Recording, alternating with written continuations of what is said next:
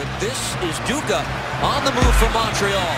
Billy Duca, let's see what he does. A left foot shot, and it's in! Billy Duca beat his man, and the Rutgers product makes it 1-0 Montreal. This is Off the Woodworkx with Kevin Laramie, the longest running podcast entirely dedicated to the Montreal Impact. Wide open now, Malice, plenty of room. As Pachuca have 5 players lined up across the back. An opportunity! It's Peru for Montreal! The rookie!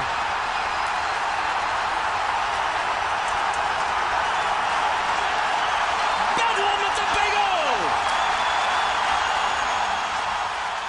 Good day, good night, and welcome to a special historical edition of Off the Woodworkx post-game here. And I'm joined with my good friend from New York who follows the Concacaf Champions League as much, if not more, than I do. How you doing, Daniel Feuerstein? Oh, Kevin, let me tell you something. First of all, I'm just as spent as you are and everyone over in Montreal. I'm exhausted. My heart couldn't take it. I think my pressure and my pulse went up to 178 through the whole game. I'm almost died today. I know. I couldn't believe it. I mean, I'm still speechless. I mean, what a second leg. What a second leg that we saw over in Alajuelense, just outside of San Jose, Costa Rica. And I'll be honest with you right now. You probably remember this. Everyone in Montreal probably remembers this. This took me back to the Impact Santos Laguna second leg quarterfinal. The famous ghost, the demons of Santos Laguna were exorcised tonight. Oh, they really were, because I'm telling you right now, I thought it was close. The Impact, I mean, look, they played well as they could. And at times defensively, there were some lapses. We know that these games away from North America, you don't know what's going to happen. You don't know if there's going to be a foul that could cost you a match. And boy, oh boy, I got to say this right now. Montreal, yeah, I'll say they bent, but they didn't break. And that's the most important thing, because those away goals that they scored in the second leg, Jack McInerney inside the final minutes of the first half before you get to stoppage time. And, of course, Andreas Romero. That was a huge goal. That was a huge second away goal. If it wasn't for that goal, Montreal would have been eliminated tonight. Absolutely.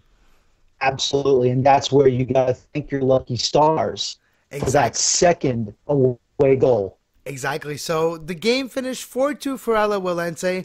Liga Deportiva scored 4 goals at home, but allowed 2. And those 2 goals combined with the 2 goals that Montreal scored at home makes them equal. But moves on because of the famous away goals rule, and it's the first time in a long time the away goal is allowed in CONCACAF, and the Impact are taking advantage of it for the second series in a row, and again eliminating a team that were considered a favorite heading into this duel. Absolutely. I mean, look, what we saw from Alajuelense in the first leg of the quarterfinals against DC United, first of all, Alajuelense was the better side, no doubt about it.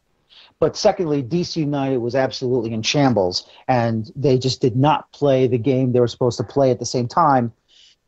We can just say it right now. DC United did not look good in that first leg in the quarterfinal on the road, and even though they tried to make a game out of it, or at least a tie out of it in the second leg down at RFK, it was just too little too late. But still, though, Montreal comes up big, the Impact comes up big, and you just have to say that their nerve was tested. Oh, yeah. I mean, it's not just the opposition, but it's the home side opposition with all the fans in their seats. I mean, I don't want to be negative. I don't want to try and pick a negative against Costa Rican supporters, obviously, or Alajuelense supporters. But they still, threw coins and a shoe at Evan Bush during the game. Yes, they did, and that's what I was about to say. That was terrible, and that was despicable. It's despicable, and even Dominic, it's despicable. It was despicable. And even what happened to Dominic Oduro, I mean, he gets fouled, fine, but then there's a shoe, there's something like I don't know. Piazzi gets steps on and then gets stomps and hand to the throat. Exactly. There was a lot of foul play from the Alajuelense players towards the Montreal, like intimidation tactics that were not severe, that were not punished by the referee Aguilar tonight. Absolutely. And you know what, though? Here's the thing. I mean, obviously, people don't want to talk about, well, how come Evan Bush gets booked for time wasting when Well, he the did truth of time the waste a matter lot of is times. He was warranted, yeah. he did. Yeah, he was. I mean, that was the third warning. Let's be honest. So Yeah. he got warned for time wasting when he got fouled But the by guy got McDonald. tackled all game long by McDonald. Got coins thrown and landed in the back of his skull. I'm sure he Yep. was bleeding by the end of the game. Got shoes thrown. And Giroux got like small, like it was like plastic red blocks thrown at him. It was really dirty in that sense. And Montreal just hold on and were able to survive.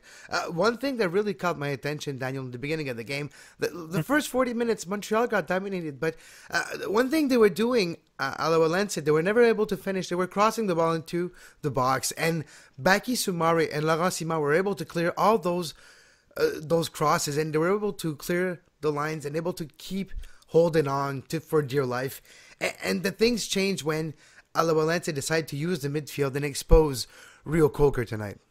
Absolutely, and that's the one thing that went against Alajuelense in that first half, and you're absolutely correct, because even though they probably dominated possession in the first half, they probably dominated the time, with crossing of the ball, bringing the ball up the field. The crosses did not connect, the passes did not connect, and even if they did have an opportunity to shoot on frame, it would either be wide of the posts, over the crossbar, or they would just commit a stupid, silly foul that they should never have been booked for.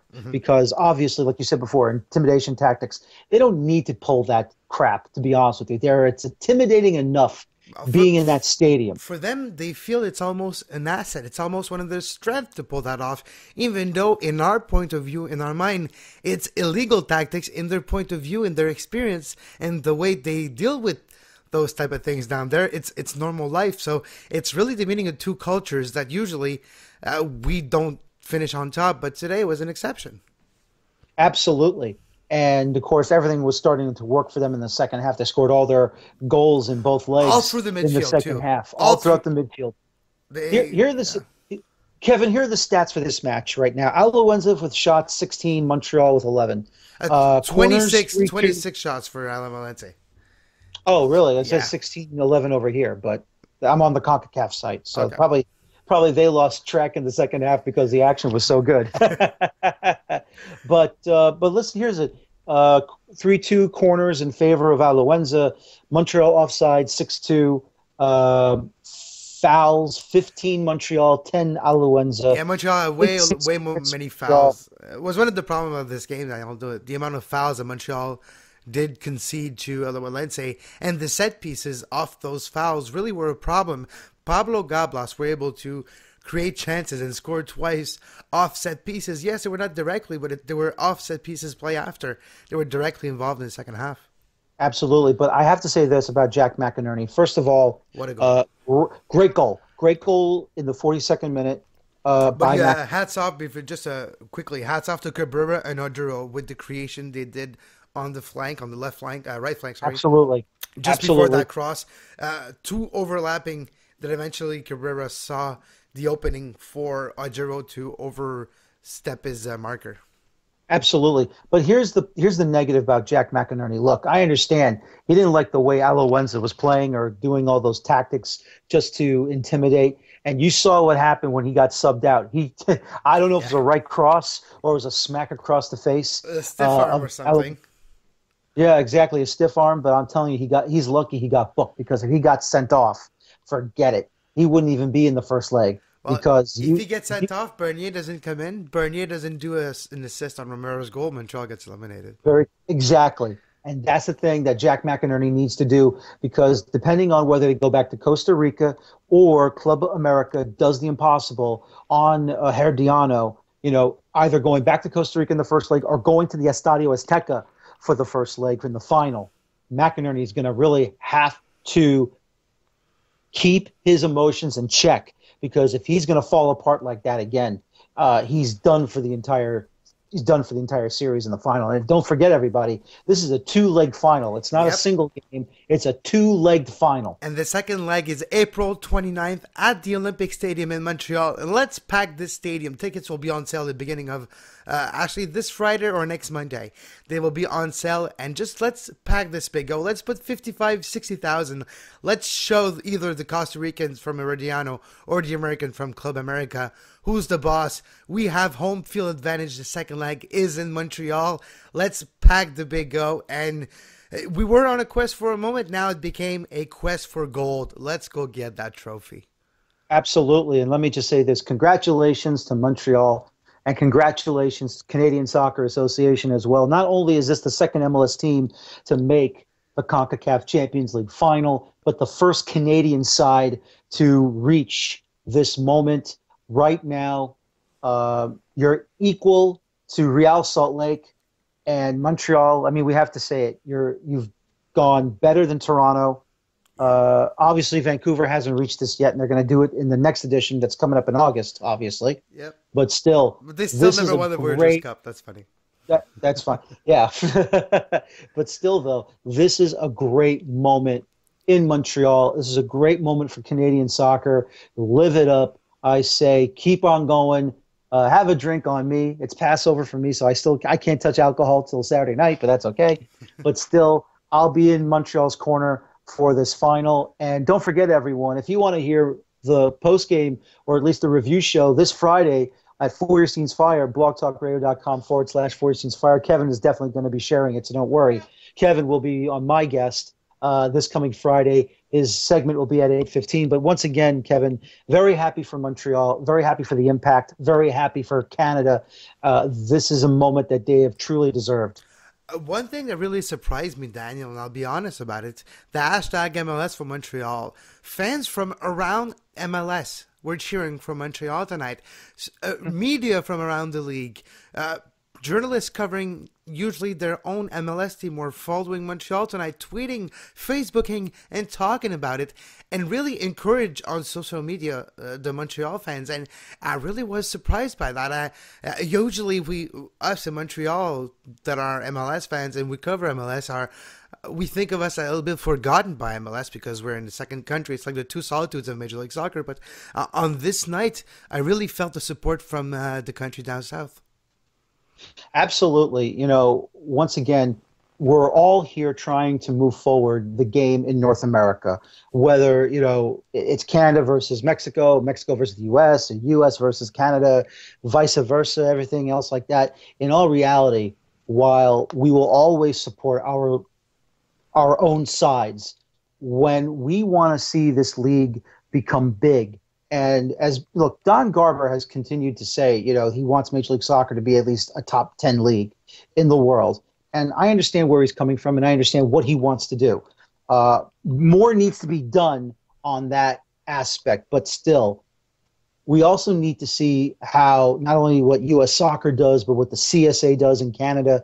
And if both federations can move forward, and at the same time, we have to give credit to Jeffrey Webb, who is the president of CONCACAF. He has cleaned things up in CONCACAF. There's still work to be done, but yeah, he did clean things up. He did clean things up, and you are absolutely correct. More needs to be done. I keep saying this all the time. More needs to be done to get CONCACAF as probably the next power in world soccer, world football. Or maybe the second best in the world after Europe. Well, that's the spot where we're working towards for. Absolutely. But you know what I'm trying to say. I'm not trying to disrespect anybody. All I'm saying is like what you're saying.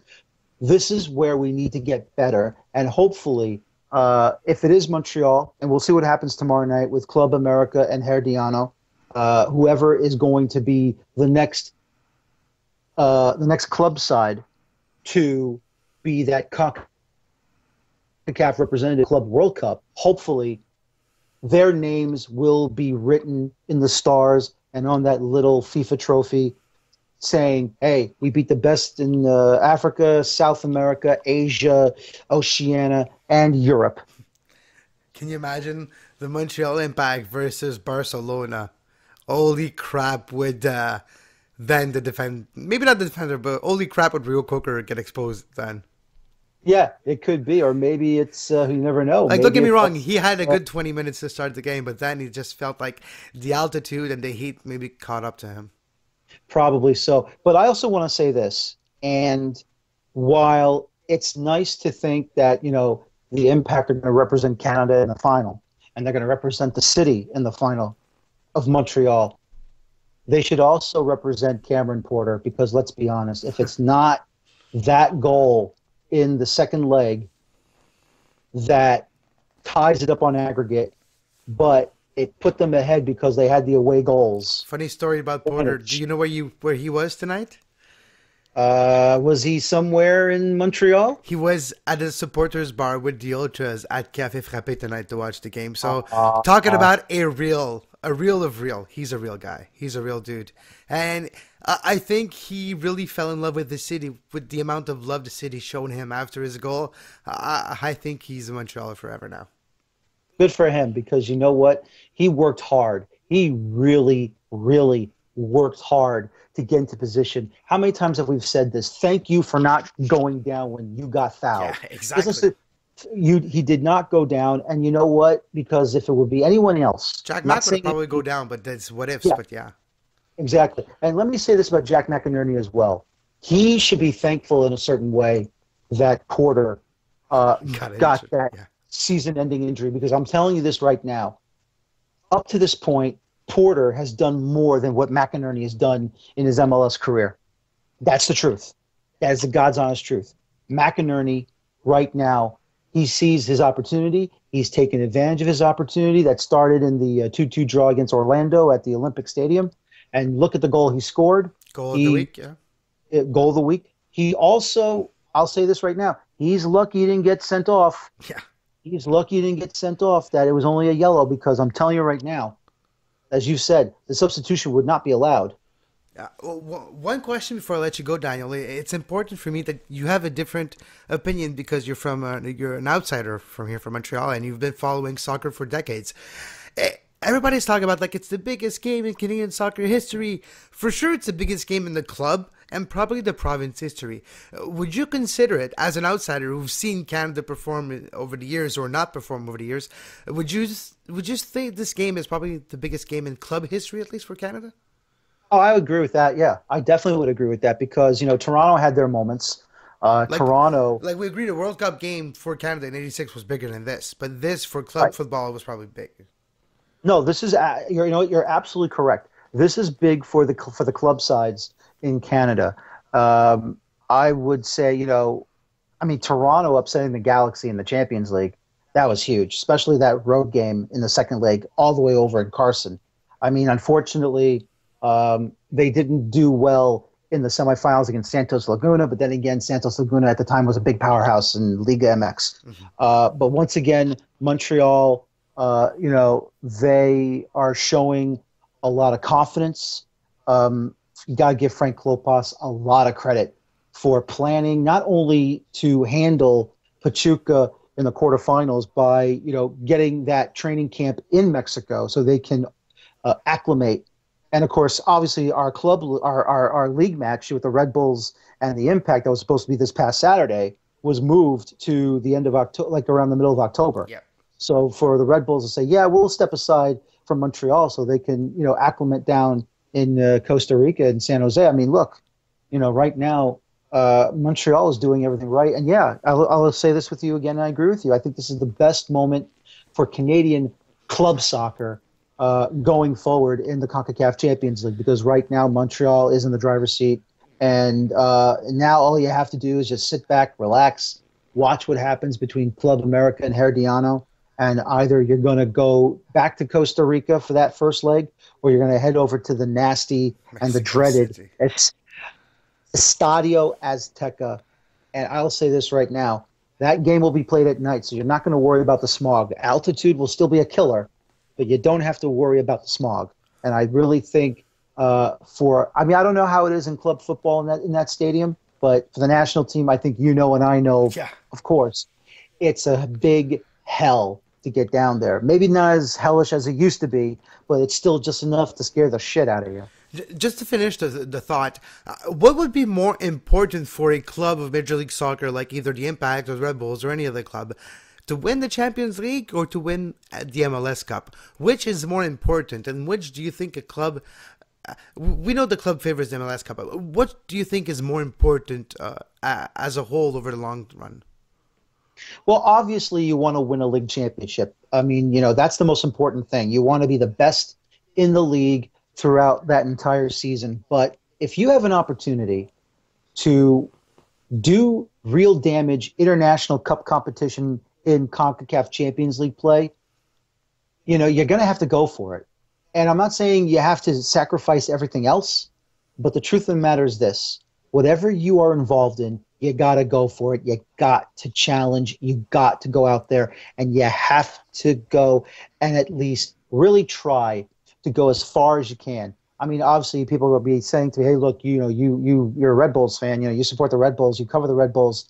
They were in the same group as Montreal. And the sad thing is this, is that if Sire Sen does not take the penalty, or at least he converts the penalty properly, or he allows Peggy Luyandula to take the penalty, that game is 1-0 Red Bulls. And then we would have had a fight to the finish in that final group stage match with Montreal. And I guarantee you, we probably would have seen maybe Tim Cahill. We probably would have seen Thierry Henry. And we would have seen nearly a full-strength squad for the Red Bulls. And the same thing for the Impact. We would have seen a full-strength squad fighting for that final spot. Now, I'm not saying the Red Bulls would have gone as far as Montreal has, but I will say this. At least that final group stage match, that would have been a real fight to the death. It's funny, there's a lot of those moments during the Montreal Impact's run in the CCL.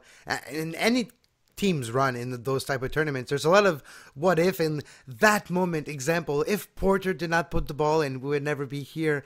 If that referee Drew Fisher would not have done a no call in the game versus FC Edmonton against Montreal in the preliminary round of the Woodworkx Cup last year, Montreal Impact would not have been in the Concacaf Champions League to begin with.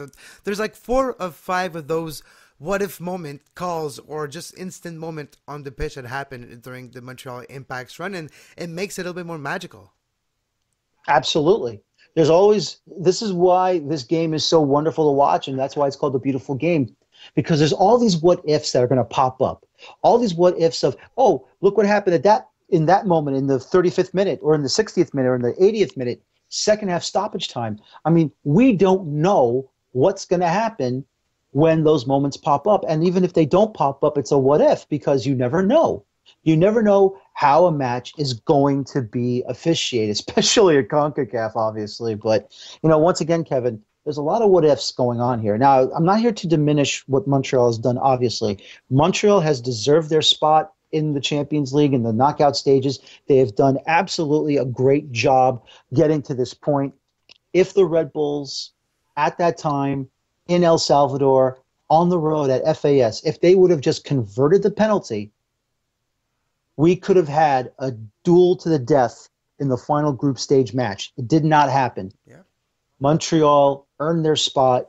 The Red Bulls failed to get their spot. They failed to get that spot. And Montreal has done a great job.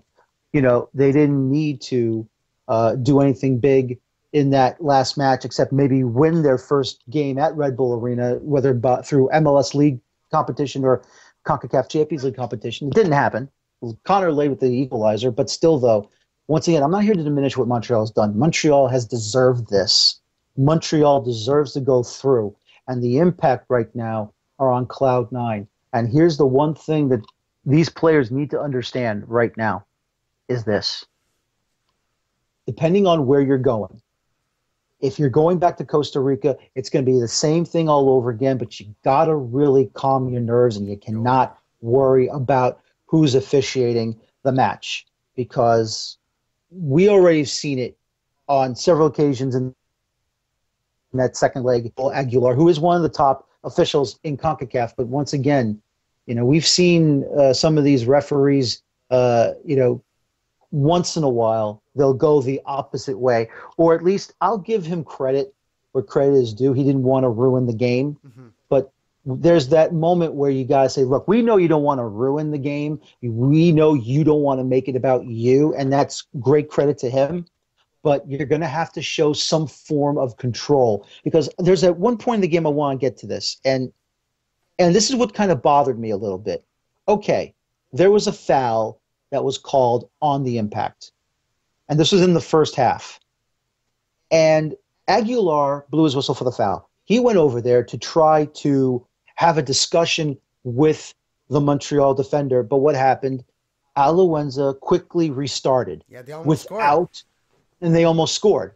Now, here's my question. Does the referee bring the goal back? Because I'm telling you right now, I don't think he would have brought the goal back. No, but see his first reaction. He raised his arm and he's about to blow his whistle, but then he just lets it continue. Exactly, because LDA, because Alawenza, they quickly they quickly restarted the match after the foul. They didn't give the referee the time to blow his whistle or to tell, or just tell people to calm down or something. Exactly, because what happens. I mean, what happens? Let's just say for the heck of it. Let's just say LDA. Let's say Alawenza scores. Okay, let's say it's 1-0 Alawenza in the match. It becomes 3-1 on aggregate. I mean, excuse me, it makes it 2-1. Yeah. So I'm sorry, it makes it 2-1 on aggregate for Montreal. And let's just say for the heck of it, he doesn't take the goal back because he was trying to do some discussions here to the Montreal defenders saying, hey, listen, you got to calm down. You can't keep doing this. Because let's just say it counts and he doesn't take the goal away. There's a problem here. There's a problem. First of all, Montreal got lazy that they almost got scored on. Thank goodness for Bush being aware of what's going on. I think there was another defender who was aware of what's been going on. Yes, he was to clear it off the line before the line, yeah. Exactly. So we don't know what was going to happen in that moment. And this is where Montreal has to understand. You cannot let your guard down, even when the referee blows his whistle. You got to be aware that there's going to be a quick restart out of the blue. There's going to be a quick restart out of the blue, whether you're going to like it or not. And if you're going to complain about it, Aguilar could have said, look, what do you want me to do? They restarted. I let the goal count. Thankfully, it did not count, but you don't know in that situation if it was. Hopefully, this game is a blessing in disguise for the Impact because it's an experience they learned from. A lot of players were experiencing those hostile environment and conditions for the first time. Wherever the first leg of the finals is, either in Herediano or Mexico City, the conditions will be familiar. The altitude, less in Herediano, but Mexico City is similar. And the heat and the hostile crowd, it will be similar. So hopefully the Impact will have learned, especially the young players, would have taken a lot of the game the way it happened and not repeat the same mistakes they did tonight. Absolutely. And that's the one thing that they hope they learn. You can't make these same mistakes either against Herediano or especially Club America that has been playing in these types of tournaments for a long, long time. Yeah, well, let's be honest, Daniel.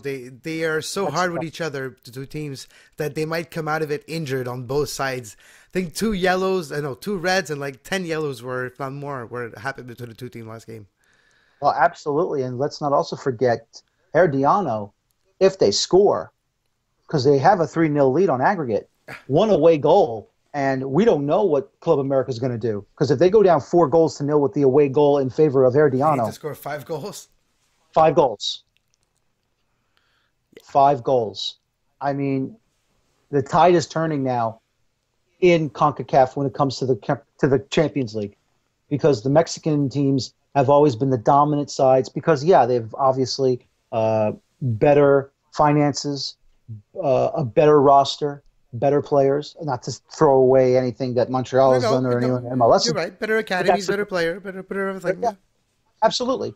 But what we saw with Mexico, that they had to have the playoff, and they had to have the United States defeat Panama. Score that last goal. The second goal. Mm-hmm. Because the third goal, I mean, that was just icing on the cake for Mexico.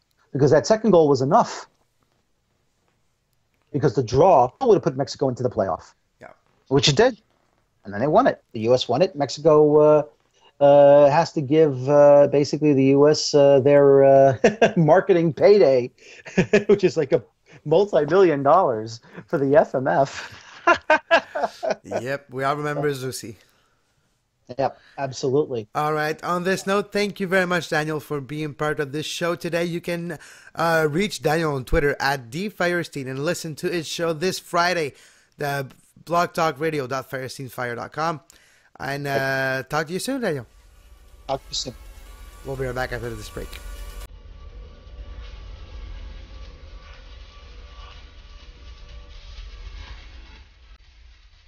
The Montreal Impact are going to the final of the Concacaf Champions League.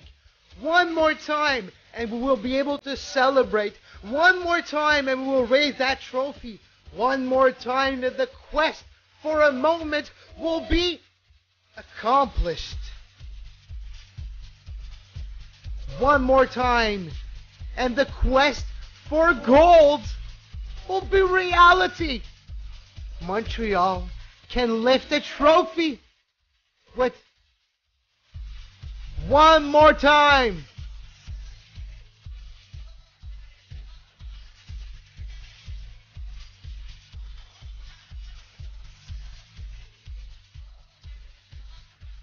Thanks for listening to Off the Woodworkx post game on this historical night.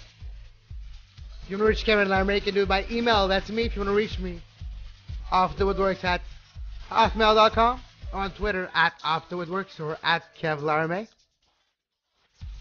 This Saturday, Montreal Impact versus Houston. And until next time, well, have a great soccer.